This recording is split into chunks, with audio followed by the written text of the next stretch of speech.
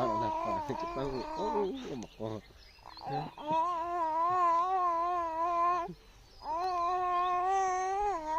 cepat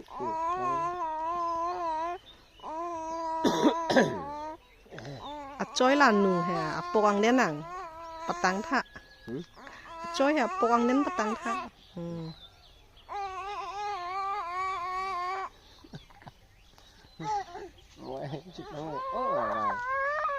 Making ti lambo da franke chu hu thu wai sun